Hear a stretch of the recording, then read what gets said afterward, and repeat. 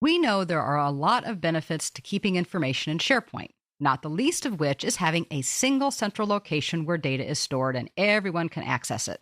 That remains true for library content.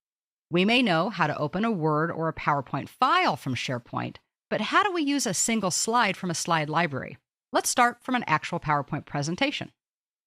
Let's say that we know that there is a slide that we want to use in a presentation. Now, what I'm going to do real quick is just delete this one slide so we don't have it in here twice. We've decided, though, that we want to use that particular slide. Hopefully, if you're familiar with PowerPoint, you know that from the Home tab, there's a new slide option. And from the new slide option, you have a variety of different layouts. One of the options at the very bottom is to reuse slides. When you select that option, you get a panel on the right-hand side of your screen. What you need to do is make sure that you have the proper library selected. This again could be where you need to navigate or possibly even do a copy and paste. There are two options because you can browse for files just from regular files like you used to do. Open up an old file and copy and paste. We want to use the first option, which is Browse Slide Library. I already copied the URL of our slide library, so I'm simply going to press Ctrl-V as in Victor to paste that into this window. That's not exactly where we wanted to go. I pasted it there first so you could see it. What we really want to do is paste that up here where it says Insert Slides From. But this is a small section, so I don't like to just paste it and not show you what we're working with. Now I'll paste that in, click on the arrow. It's going to go out, access our SharePoint site, and show us any of the slides in that slide library in this panel. There are the two slides that were in our library. We can pause over a slide to see information about it. Notice at the bottom that there are a couple of check marks to be aware of. You can keep the source formatting and have it not match the destination where you're putting it, or you can have it go ahead and be dynamic and take in the formatting. This is the important checkbox that we haven't seen before. Tell me when this slide changes. If you do not check that, you're basically doing a copy and paste, and the slide in this presentation will be not joined to the one in SharePoint, just a copy and paste. If you do check this box, it's more of a paste link. If anybody changes the slide in the slide library, then the next time you open this presentation, it will come up with a message saying one or more of your slides has changed. It will show you what it is, and it will say, do you want me to update it with the current version or keep the old one that you had? It does always give you a choice. But how cool is this that you don't have to try to keep track of whether a logo gets updated or somebody that's your CEO or CFO changes in an org chart? This is truly where the power comes into using slide libraries. So we're going to say we do want to know when the slide changes. We're going to select our second slide, wait for just a couple of seconds as it copies and makes all of those links, and this is now our new slide. Because we checked the box, it will do all of the work for us. We simply continue to work with anything, any way that we have, and SharePoint will notify us when we open this file if this slide has been modified. The very last thing about slide libraries is quick and easy to go over, and that is if you haven't started a file yet, and you say, I know that I need to make a new PowerPoint presentation that utilizes this org chart. You can come into the library, select as many different slides as you want, and then from the very top of the library, choose Copy Slide to Presentation. It's going to give you the option of copying it to a brand new presentation or to any one of the presentations you currently have open.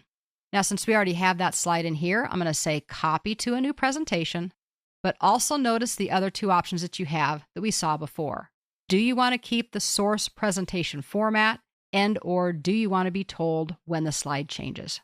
Choose those as appropriate, click or tap OK, and it will take just a couple seconds or longer, depending on how many slides you have, to create a brand new presentation, and you can hit the ground running with slides already in place. I absolutely love slide libraries, and I guess I get very excited about it because, first of all, it's something not a lot of people know about, and I don't like it when people don't know about the cool stuff they can do. But more importantly, because it's just part of this whole bigger picture of how SharePoint can make life easier, bring things together, and take what we've been doing sometimes for 20 years the hard way, simplify it, streamline it, make it more consistent and more efficient. And it's not just slide libraries that do that, of course. Our picture libraries do that. And of course, our document libraries do it with a whole other set of features that we can use every day. What you now know, though, is that there will always be files that are created outside of SharePoint, but they can be uploaded to SharePoint in order to take full advantage of all of SharePoint's benefits, no matter what kind of file it is, and to a variety of different types of libraries. Files can be uploaded one at a time or in batches, whichever you prefer. When uploading files, you have to include all of the required SharePoint columns. Now, we didn't have any custom columns in our libraries, so we didn't necessarily see that. But what we did see is when we upload a file, it displays the file properties. That's where you can fill in any missing data. That's what happens when you upload a single file. If you were uploading multiple files, say maybe 100 files at once, SharePoint's not going to open up 100 different property boxes.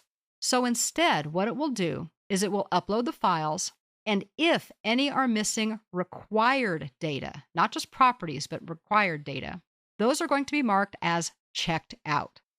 Now, you might need to go back and review what check-in and check-out means, and we actually have some videos that demonstrate how to work with that. So if you need clarification, there are some things you can look at. But that's what SharePoint does to say, you know what, I'm going to let you upload all those files, but since they're kind of breaking a rule, I'm not going to let anybody else see them until you basically fix everything and make them correct. It doesn't really matter if there are required properties missing or not. In my maybe not so humble opinion, you should be viewing a file's properties all the time after uploading and making sure that they are complete and accurate. SharePoint will notify you if at any point during the process a file is either too large or of a blocked file type, or if it encounters any kind of an error during upload.